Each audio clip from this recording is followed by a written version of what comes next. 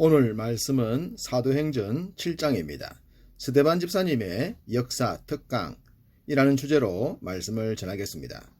성령님의 강림 후 초대 교회가 탄생했고 사도들은 능력의 사역자로 변했으며 교회는 날마다 숫자가 더해짐으로 큰 성장을 이뤘습니다. 그리고 7명의 집사님을 세움으로 인해 조직도 갖춰져 가고 있었습니다. 물론 이 모든 일들이 유대교 종교 지도자들의 협박과 위협, 견제 속에서 이루어졌다는 것입니다. 또한 내부적인 문제까지도 있었죠. 그렇지만 복음을 향한 하나님의 섭리는 이 모든 역경 속에서도 더 널리 확장되게 하셨습니다. 본서의 저자인 누가는 사도들의 사역에 맞춰졌던 초점을 스데반 집사님에게 잠깐 돌립니다. 이것은 당시 교회가 사도라는 몇몇 사람들에 의해 성장한 것이 아니라는 것을 말해주고 있죠. 무엇보다 집사님들의 영성과 말씀에 대한 깊이가 사도들과 비교해도 부족함이 없어 보입니다. 그래서 저는 오늘 설교 제목을 스데반 집사님의 역사 특강이라고 했습니다. 간증 수준이 아니라 성경을 구속사적 관점에서 통으로 엮고 있으니 역사 특강이라고 하기에 전혀 부족함이 없어 보입니다. 스데반은 가장 먼저 믿음의 조상 아브라함의 이야기를 합니다. 창세기 12장에 아브라함의 기록이 등장하는데 그 배경은 하란이라는 장소입니다.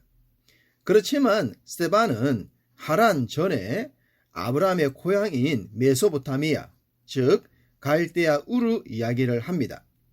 이것은 그가 성경의 가장 기본적인 내용에 얼마나 확실한 지식을 갖고 있었는가를 알게 합니다.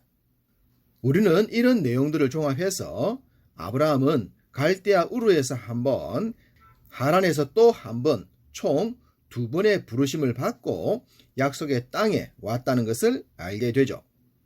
또한 입애굽을 했다가 출애굽을 하게 되는 400년과 그 과정, 그리고 입가나안을 하게 되는 긴 이야기를 설파합니다. 6절, 하나님이 또 이같이 말씀하시되 그 후손이 다른 땅에서 나그네가 되리니 그 땅 사람들이 종으로 삼아 400년 동안을 괴롭게 하리라 하시고, 이 내용은 모세를 중심으로 전개됩니다. 무엇보다 아브라함, 이삭, 야곱으로 이어지는 이야기 속에서 할례의 언약을 말합니다.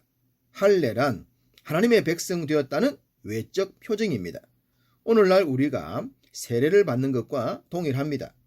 믿음은 내적 표징과 외적 표징이 필요합니다. 내적으로 주님을 인격적으로 영접한 표징과 그것을 인정하는 세례라는 외적 표징이 필요하죠. 할례가 그러했습니다. 이스라엘 백성들이 입애굽을 하게 되는 과정은 요셉에 초점을 맞췄습니다.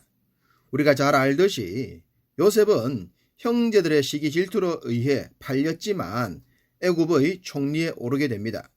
그것은 전적인 하나님의 섭리였고 요셉의 거룩한 영성이 있었기 때문에 가능했습니다. 우리가 믿음을 통해 세상에서 승리하는 삶을 살기 위해선 반드시 하나님의 주권적인 섭리를 의지해야 합니다. 또한 우리들이 세상 속에서 탁월한 삶을 살도록 노력해야 합니다. 무엇보다 세상과 다른 삶을 살아야 세상을 이길 수 있습니다. 요셉이 그러했죠. 창세기 46장 27절에 애굽에 이른 자가 모두 70명이었더라 라고 기록하고 있습니다. 하지만 스데반 집사님은 14절에 요셉이 75명을 청했다고 합니다. 미세한 차이가 나죠. 이것은 스데반 집사님이 성경에 대해 얼마나 세밀하게 알고 있는가를 보여주는 대목이기도 합니다. 70명이라는 숫자는 요셉의 2 아들만 포함한 숫자이고 75명은 요셉의 5명의 손자까지 포함한 숫자입니다. 참고로 민수기 26장에 요셉의 가계를 참조하시면 알 수 있습니다. 스데반 집사님의 역사 특강이라고 해도 될 만하지 않겠습니까? 이 정도의 영성이 초대교회에 믿음과 성령이 충만했던 집사님들이었습니다. 요셉에 이어 모세의 이야기를 믿음의 조상들과 연결시킵니다. 32절 나는 내 조상의 하나님 즉 아브라함과 이삭과 야곱의 하나님이라 하신데 모세가 무서워 감히 바라보지 못하더라. 각 시대적 사명을 감당했던 자들의 이야기가 별개거나 탁월한 영웅들의 이야기가 아니라는 겁니다. 이 모든 기사는 역사를 주관하시는 하나님의 통일된 내용이라는 것이죠. 그래서 모세도 아브라함, 이삭, 야곱과 연결을 시킨 것입니다. 예수님은 구약시대의 삼직, 즉 왕과 제사장과 선지자직을 완성하셨습니다. 그래서 신약시대엔 더 이상 그 직분이 존재하지 않는 것이죠. 그것을 증명하듯 구약에서 나와 같은 선지자라는 말씀은 궁극적으로 예수 그리스도를 상징합니다. 이렇게 오실 메시아를 상징하기 위해 먼저 모세에게 나와 같은 선지자라는 칭호를 주셨습니다. 그만큼 모세의 사역이 특별하고 특별했으며 무엇보다 죄로부터 해방시켜 주시는 그리스도의 사역을 예표했다는 것입니다. 출애굽과 입가나안은 사탄으로부터 해방하여 천국의 이름을 상징합니다. 그 과정을 보여주는 것이 40년 광야 생활이며 우리가 교회를 통해 하게 되는 믿음 생활이죠. 그래서 스데반은 출애굽 후 입가나안을 할 때까지의 40년 광야 생활을 교회로 표현한 것입니다. 38절 시내산에서 말하던 그 천사와 우리 조상들과 함께 광야 교회에 있었고 또 살아있는 말씀을 받아 우리에게 주던 자가 이 사람이라. 광야 40년을 광야 교회라고 합니다. 구약에 등장한 유일한 교회라는 말입니다. 하나님은 이미 3500년 전부터 교회를 말씀하셨습니다. 그리고 이 교회의 역사는 주님이 재림하심으로 인해 끝날 겁니다. 모세는 무엇보다 하나님께서 허락하신 성막을 만들었습니다. 성막은 장차 오실 초림의 메시아의 성육신을 상징하고 있죠. 그 때를 위해 반드시 필요했던 천막으로 된 성막을 건물로 된 성전으로 바꾼 사람이 있습니다. 하나님의 마음에 합했던 다윗이죠. 스데반은 그 다윗의 이야기도 빼놓지 않았습니다.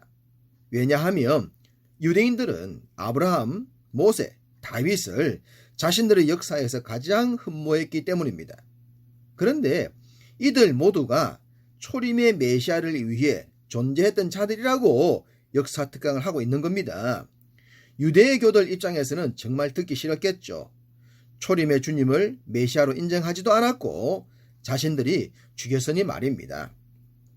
46절 다윗이 하나님 앞에서 은혜를 받아 야곱의 집을 위하여 하나님의 처소를 준비하게 하여 달라고 하더니 다윗이 그렇게 짓고 싶어 했던 성전은 죄로부터 무엄했던 예수님을 상징했습니다.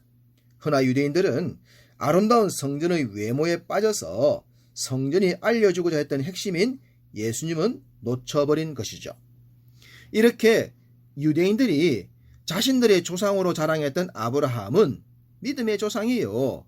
그로 인해 이루어진 이후의 모든 믿음의 영웅들도 구주 예수 그리스도를 상징하고 있다고 스데반은 말합니다. 그러면서 그렇게 오신 메시아 곧 예수님을 너희들이 죽인 것이라고 충격적인 말을 합니다.